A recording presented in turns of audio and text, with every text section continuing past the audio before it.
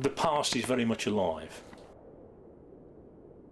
The remains of people who were our ancestors are as important to me as the people I live and who are my family and my friends of today, because they're all about who we are. So I would treat skeletons or interments the same way as I would want to be treated myself, and I think that is in a dignified, discreet way.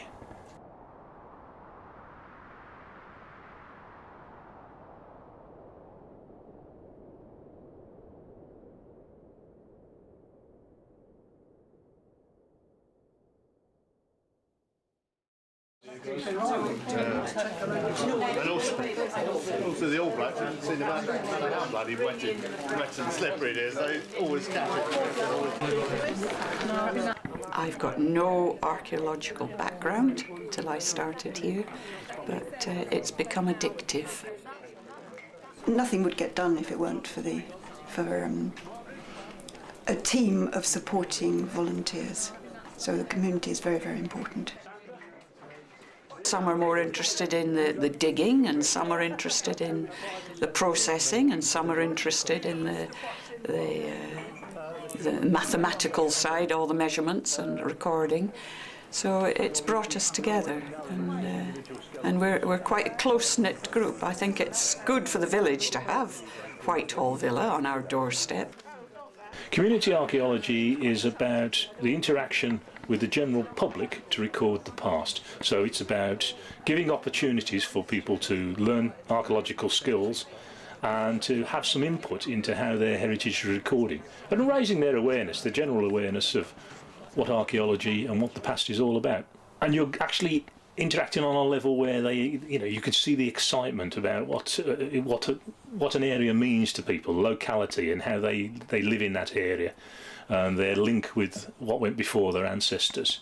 So that's where Whitehall Farm is, and I'm one of those who's helped to uncover the Roman villa site, which is behind those trees beyond.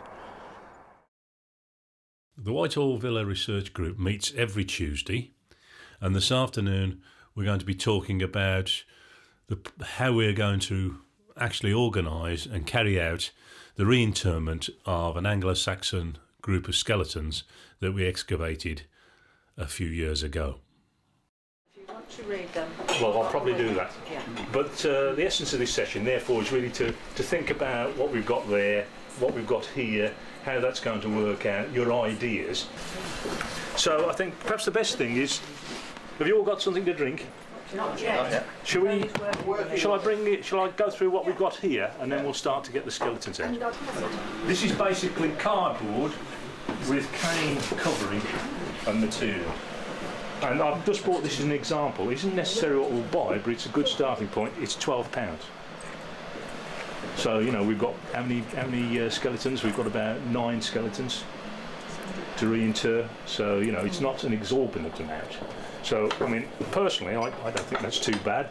Biodegradable, will go in the ground. So I don't know what you think about that, but have a look at that as we put stuff in and pass it around. What about Barbara's suggestion of woolen cloth? Just wrapping. Well, Nick is also looking at that. Well, it may be that we actually cover them in woolen blankets or stuff like that, and then put them in a box. I mean, these are things we have to decide as a group. I think these boxes are too elaborate and 21st century. I think something much simpler. What we want is something that's respectful, dignified, but discreet. I quite like the idea of wrapping them in natural fibres of some sort.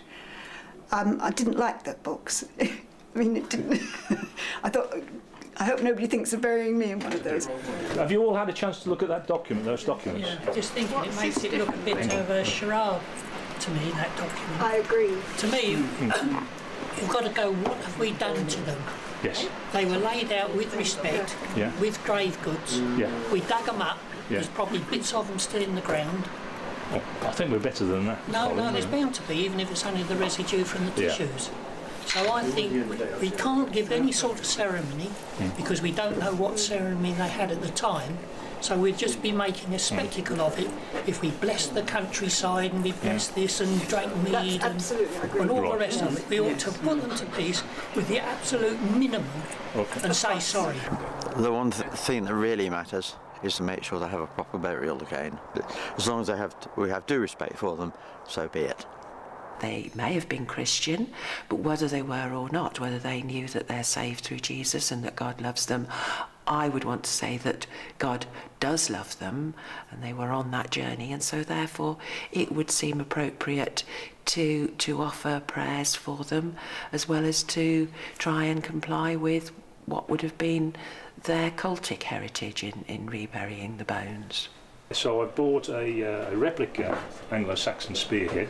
I felt that we should make some attempt, even if it be symbolic, to replace what we've taken, make up for what science is taking away. What I thought we'd do is at least we would actually fill it in.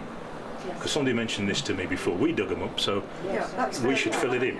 I think it should just be simple, natural, as I'm sure the people at that time were. I don't think they would have had a huge ceremony, because there wouldn't have been a priest or somebody coming. It would have just been the family themselves, I imagine.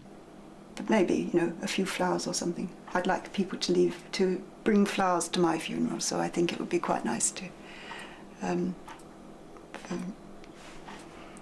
have that, just a little touch like that. What you're trying to do is have a conversation, in essence, with the dead. And obviously we can't do that, so we have to do it from the remains that are there. And if we can have a successful conversation, then you can understand the experience of that person and how they lived their lives and how that has informed and, in a sense, made us the people that we are today. I justify it myself because it's this conversation that we're having, and that once that conversation is over, we will let them go back to where they were before. Right, well, I'd first like to start off by welcoming you all here to the reinterment of the Saxon skeletons. Obviously the males had some grave goods with them, some swords, personal knives, daggers, that sort of thing. And I think we should have disturbed them as little as possible and reinterred them as quietly as possible. And if we couldn't bury their actual grave goods with them, then we certainly shouldn't have had replicas. Because I feel that the knives in particular, that may have been their sole possession. They may have been given the knife as a rite of passage when they reached a certain age, and as such, it really might have really meant something to them. And a modern replica is meaningless. On the other hand, these people, when they were buried, it was thought important enough that they actually have something of personal worth to them interred with them. So what we're trying to do here is to replace that. Although we can't replace the original, we are, if you like, we're recognising the fact that that is something they wanted with their graves in the next world, whether that be the Christian one or a pagan one or a mixture of the both. And we thought we should do them as close to their original resting place as we possibly could. So only about 100 metres over there. So I'll now invite Reverend Anne Slater to continue the ceremony. Thank you. Thank you very much, Nick. Can I say a big thank you for inviting me today? I bet there's not many village vicars who have the opportunity to bury Saxon bones, so I was very excited to be asked and very interested in what you're doing. As Nick said, legally we're required to return these bones to the earth, but I also think it's very much something that all of you want to do. But also they're people and they matter, and so it's so important that we return them to the earth with dignity. Now, we don't know what their faith was.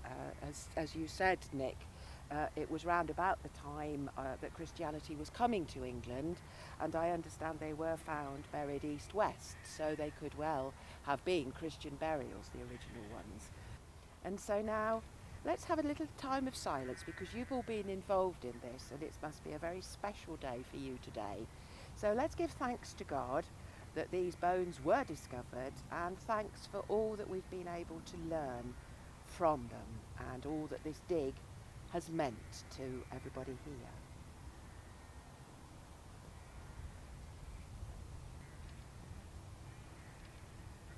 everybody's been consulted. I don't think anybody could have taken exception to the words. There wasn't any emphasis on Christianity. They could have been Christian, but we don't know. And so we kept it neutral and yet respectful, which is, I think, the right thing to do. I think it's a shame that bones have to be taken out of the ground, because when they were originally buried, that was their last resting place. It was thought at the time, as we think now. In the past, when people have recovered skeletons and grave goods and cemeteries, often they've just lain on archive shelves for years, which, when you think about it, isn't right. These people were laid to rest by those that loved them, and the idea was to leave them for, in perpetuity within a situation within the landscape that they were part of. And really, we should be mindful of that. It would be something that we would like to be done to ourselves, really. Do to other people you do to yourself. We can't actually do what the Saxons would have done, because we're not able to discuss it at first hand with them, nor can we really make up something and think that's what they did. So what we chose to do was to make something that marked the understanding of the occasion, but to do it in a way that reflected our own view, if you like, as well, of what is respectful and what is dignified. I think the thing that's pleased me most about the events of today is the coming together of the community in so many ways. So you've got the farmer and the landowner who's making available another place to locate the bodies. You've got the volunteers who are putting the skeletons together in terms of getting them ready for burial. And we've also got a few volunteers who have sewn the wrappings that are going around the bone. So it's a very personalised approach to putting it back, and I think that really shows and underlines the respect and understanding that the people on the archaeological dig and the local community have for this issue. And I think we've done the best we can in the situation.